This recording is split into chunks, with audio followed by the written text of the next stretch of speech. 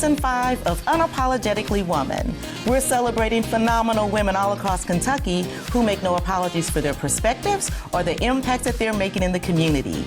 Today we're celebrating Miranda Scully.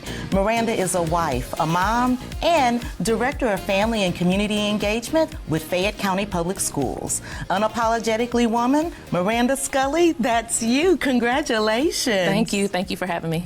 You are a woman of all things. So tell us about what you do with Fayette County Public Schools. With Fayette County Public Schools, I'm responsible for supporting the way in which we engage and support our families and community. We do that in a variety of different ways. We want to make sure that families are aware of what they should know and what they need to do to support their child at every grade level. We provide professional learning to our staff, to our schools, and then we also make sure that we're visible within the community in various places. Well, and you're all over the place. You're in so many different organizations, you know, and you're being acknowledged and honored for all of that work. How does that make you feel? It makes me feel valued. I'm very appreciative and grateful. A lot of it I really don't expect, and I'm just appreciative and grateful. It makes you feel a little bit uncomfortable to brag on yourself a little bit. You can tell that, huh? Yeah, I can. But we're here today and we're bragging. That's what we're doing today, and we're not holding back.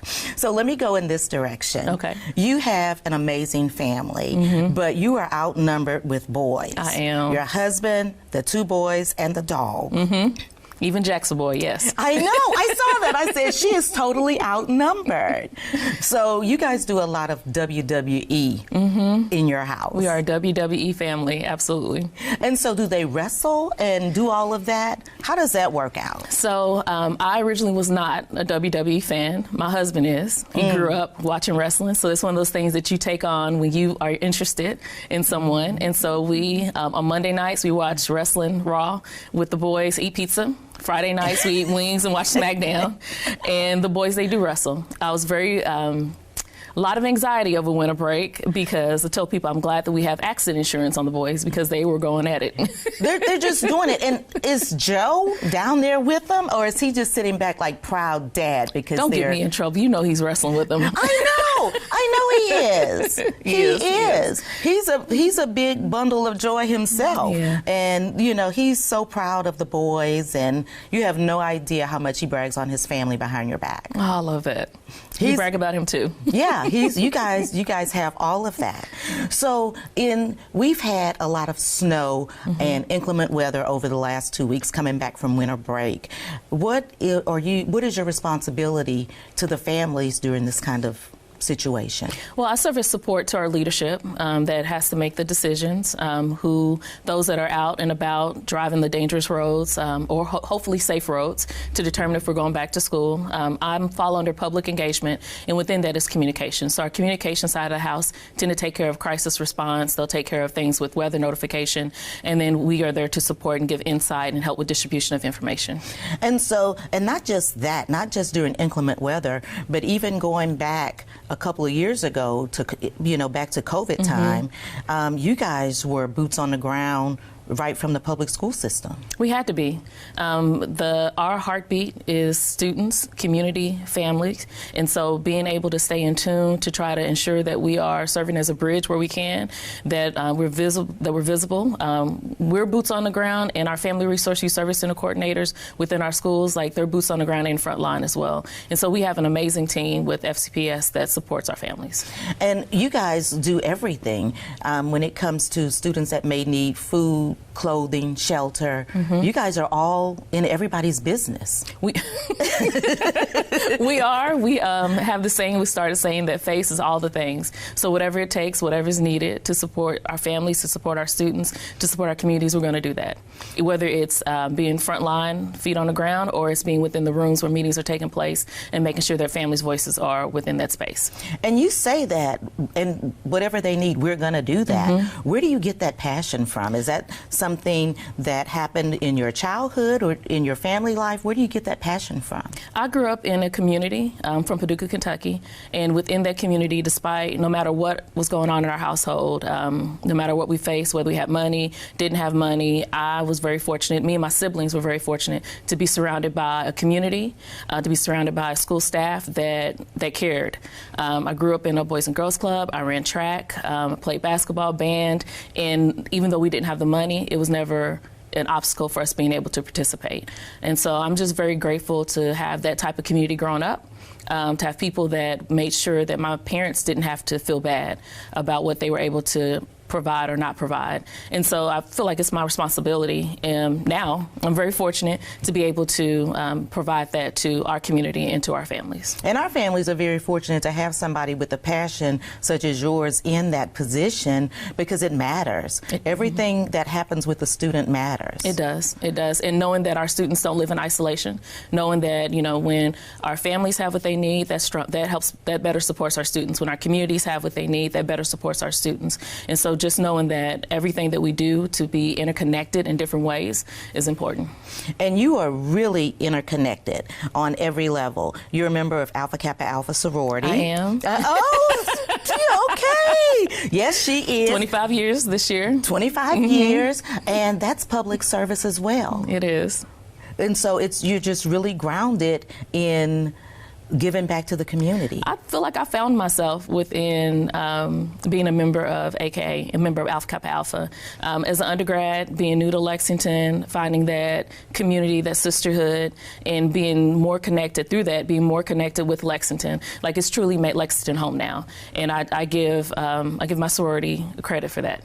Well, and your sorority has so many different members from different backgrounds and with different expertise that you know who you need to call on when you need to call on. Absolutely. Even I've had aunties, second mamas, third mamas, all of that. And all of those things matter. It does. It does. To have somebody that's looking out for you and for your best interests, you know, and, you know, part of this is too, your kids will be going into the public school system pretty soon. One of them already is. Oh, my Lord. Yep, time flies. Oh, my gosh. What grade? He is in the second grade. Second grade. Second. Oh, my goodness. Now, that went by fast. It did. He loves it. He wants there to be, he goes to Stonewall Elementary School, so he wants there to be a Stonewall Middle School. Like, he just loves going to school. It wasn't his experience when he first started off, getting adjusted, COVID, all those things, but now he's at a school that he loves. The staff's wonderful, and we're happy that he's a part of there. So what kind of changes, because we keep talking about COVID and we keep trying not to talk about COVID, but you can't help it because it impacted so many things. What differences have you seen in your position that you've had to deal with different things from pre-COVID and post-COVID? Yeah, so that line that existed between what happens at home and what happens at school around education, it's been blurred, and in some cases it doesn't exist anymore. And so part of what our office does, and that we're fortunate to do, is one, to be able to help staff navigate different ways, new ways to engage with families, to have more conversations, and then also to empower our families to feel more encouraged to connect with schools, to ask questions, to make sure that their voice is heard. And so with the pandemic coming out of that, there's things that we know that our families want. They want to feel back connected again. They want to connect with one another. They want to feel connected with their schools. And so we have a team that is spot on, passionate, amazing, that is helping to support not only externally with families and community, but also providing that support to our school staff as well. And all of that is important. But you weren't always at Fayette County Public Schools. I was not. I feel that every position that I've had has led me to this dream job that I'm in right now, my passion. And so I originally started off with as a service coordinator with now it's New Vista. Back then it was Bluegrass Impact. And that started with working with families and navigating the resources and services for their students, their IEPs, which is their individual education plans, 504 plans, just to make sure, again, empowering the parent voice within the schools. And then I found my passion working with the whole family around post-secondary readiness with Upper Bound, with Bluegrass Community Technical College. And I love that job. Once Upper Bound, always Upper Bound for life. And so I still keep in touch with students I see family members out and about around Lexington and surrounding counties. So all that was around supporting potential first-gen students in pursuing their college education. So how do you feel when you know that you had a hand in a first-gen graduating from college? Full circle. My siblings and I, we are first-generation college students, graduates. And again, I go back to having the support and the resources that was there for us when we were growing up, and to be able to give that back, to be able to know where students are coming from, even parents. You may not know how to get your child to a certain place, but to know that you want them to have more, you have dreams for them, it's all you need. And there's places you can plug in, and for your students to get the support that they need to go full, to make their pathway. You know, I'm looking at you and I'm thinking she must have had a strong mom. Mm-hmm. Strong mom, strong dad, and also just strong. If you can't tell, my siblings and I, we are very close, and my parents, they instilled that in us, that we are a close-knit family. How many siblings do you have? It's 5 of us. Okay. Mm-hmm. And so, yeah, my parents, again, neither one of them had a college education, but they knew that we needed to do more. We had 3 options, honestly. You go to college, you go to military, or you get out the house and you get a job. So for me, college sounds like my house. College was the route to go. I also ran track, so having that is another way to kind of propel me to that next level. She said, I just ran track. You ran track at the University of Kentucky. Mm-hmm. Come on, girl. Let's. I'm a Wildcat. A Wildcat, die-hard Wildcat. Die-hard. Worked there.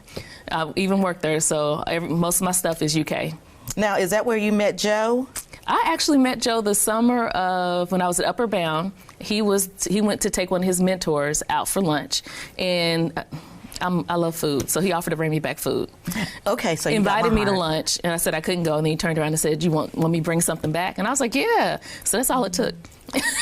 Listen, that's it. Yeah. The University of Kentucky, we'll take whatever we can get from it. Mm-hmm. So what do you think is next for you? What's next for Miranda? It depends on what area. I want to continue to support my children, to be the best mom that I can be, to be a healthy mom for them. So for me, that's at home, is taking care of home and my boys. That's one piece. Professionally, I love what I do now. I just want to continue to be better, to be of support to my team, whatever they need, and to continue to be a voice for our families, and increase our visibility and our accessibility within our community.